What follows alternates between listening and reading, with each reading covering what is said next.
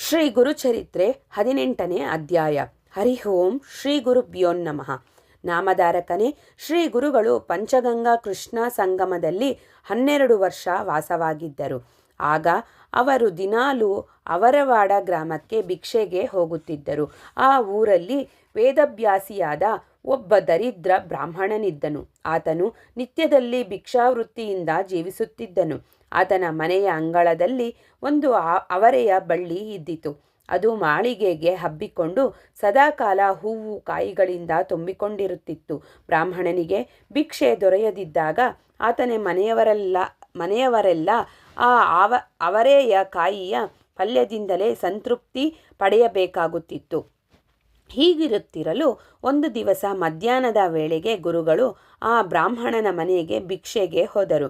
ಗುರುಗಳನ್ನು ಕಂಡ ಬ್ರಾಹ್ಮಣ ದಂಪತಿಗಳು ಬಹು ಭಕ್ತಿಯಿಂದ ಗುರುಗಳನ್ನು ಸ್ವಾಗತಿಸಿ ಪಾದಪೂಜೆ ಮಾಡಿದರು. ತಮಗಾಗಿ ಸಿದ್ಧಪಡಿಸಿ ಇಟ್ಟುಕೊಂಡಿದ್ದ ಅವರೇಕಾಳಿನ ಪಲ್ಯವನ್ನೇ ಗುರುಗಳಿಗೆ ಭಿಕ್ಷೆ ನೀಡಿದರು. ಗುರುಗಳು ಅದರಿಂದಲೇ ತೃಪ್ತರಾಗಿ ನಿಮ್ಮ ದಾರಿದ್ರ್ಯ ದೂರವಾಗಲಿ ಎಂದು ಆಶೀರ್ವದಿಸಿದರು. ಮತ್ತು ಆ ಮನೆಯಿಂದ ಹೊರಗೆ ಬರುವಾಗ ಅಂಗಳದಲ್ಲಿದ್ದ ಆ ಅವರೆಯ ಬಳ್ಳಿಯನ್ನು ಬಡ್ಡೆಗೆ ಹಚ್ಚಿ ಮುರಿದೊಗೆದು ಬಂದು ಬಿಟ್ಟರು. ಬ್ರಾಹ್ಮಣನ ಹೆಂಡತಿಯು, ಈ ಯತಿಗೆ ನಾವೇನು ಅನ್ಯಾಯ ಮಾಡಿದೆವೆಂದು ನಮ್ಮ ಅನ್ನ ಕಸಿದನು ಎಂದು ಹಳಹಳಿಸತೊಡಗಿದಳು.